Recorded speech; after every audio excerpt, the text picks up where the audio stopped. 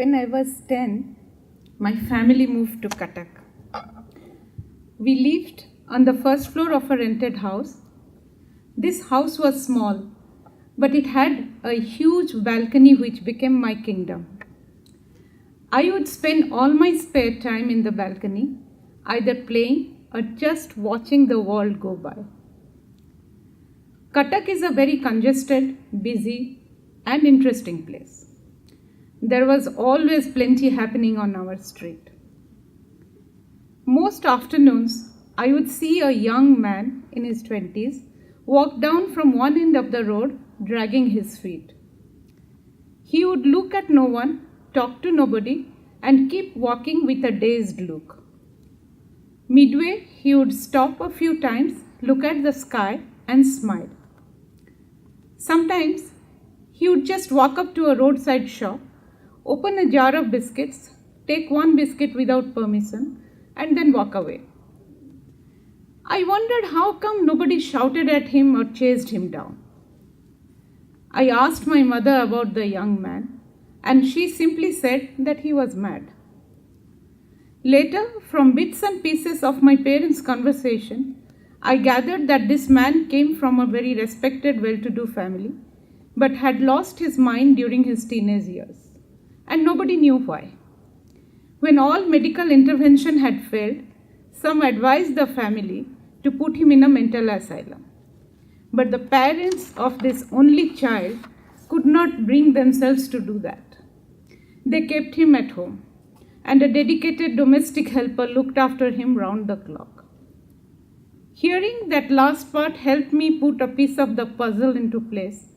I had seen a middle-aged man hurry to the shop and give some coins to the shopkeeper for what the young man had just picked up.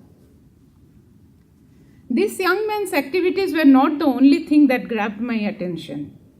There was something else that was happening right across our balcony. In the two-story house on the other side of the road lived an elderly widow. I would often see her sitting on a low seat in her small balcony right across mine, constantly muttering to herself. It looked like a monologue with myriad emotions. Sometimes our eyes would meet and we would smile at each other. Gradually, I made friends with other children in the neighborhood. One day, my new friends saw me exchange smiles with the old lady. They were aghast. They took me aside and asked, "What on earth are you doing? Why are you smiling at the old lady?" I was perplexed. Why not? One of them said, "Don't you know that she is crazy? If you catch her eyes, her madness gets inside you." Terrified, I reported my folly to my parents that evening. My parents were irritated with me. What sort of foolishness was this? The elderly widow just kept to herself and harmed no one. Yes, she was a little eccentric, but so be it. They dismissed the matter, but a little of that fear stayed inside. Shortly thereafter, I heard that the lady went off to live with her son in Kolkata, so that was the end of the episode.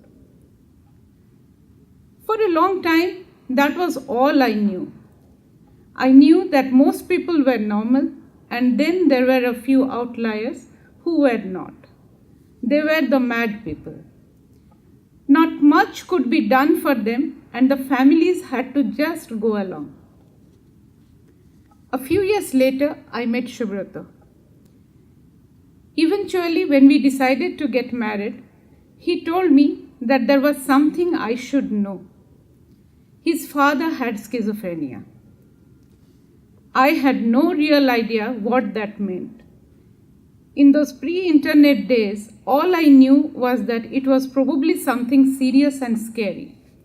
But as I actually got to know my father-in-law, I was surprised. He was a brilliant, affectionate, and kind-hearted man who spent most of his time with books and newspapers. Where was the shadow of schizophrenia? Soon I realized that his illness was managed. He was under periodic psychiatric care. Most importantly, the family was not in denial. They loved him and supported him.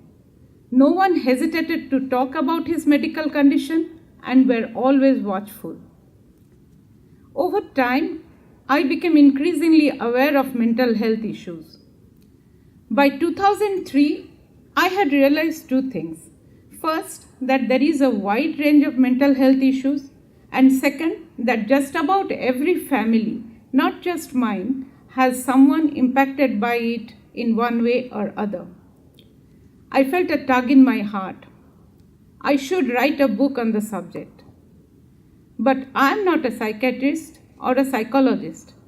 So how, I wondered, could I do justice to such a topic? I tried to let it go, but the subject continued to haunt me for years. So much so that finally I decided to talk to a psychiatrist friend, Dr. Vivek Benegas. Vivek, you are here somewhere. Yeah, thank you. Vivek, like some other committed psychiatrists I know, is very passionate about the subject of mental health. Over many hours and days, we talked about the spread of mental health issues. He steered me towards meaningful research. What I discovered in the process was mind-boggling. The conversations with Vivek and the research reinforced my assumptions that the spread of mental health problems and the ignorance, denial, and stigma can't be overlooked. After 18 months, I was convinced that I had to write this book. I shared my thoughts with Subrata. Though he had been more aware of mental health issues than I was at first, he was stunned by many of the facts that I had gathered. He said that I would be doing a great disservice if I didn't write the book that could reach a large set of readers.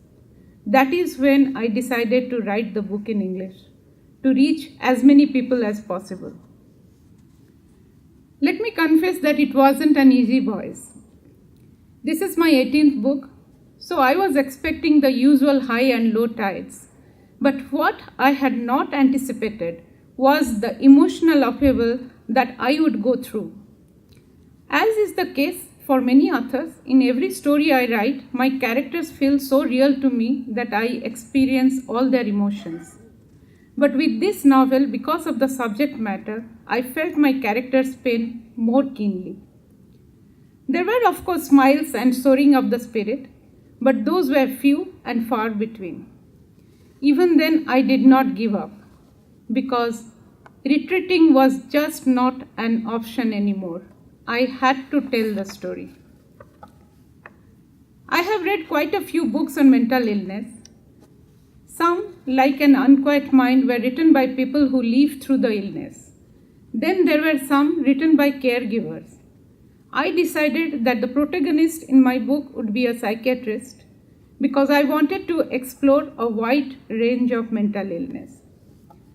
So, in my book, Aditya, the psychiatrist, treats several disorders in a group of patients that is diverse in age and background.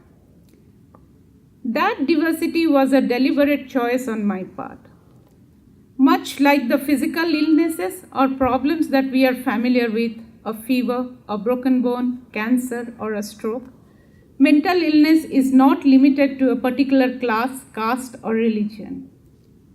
Certain incidents can aggravate the situation, but anyone, anywhere can have it. I wrote this book to create greater awareness about mental health and to help dispel the ignorance and stigma.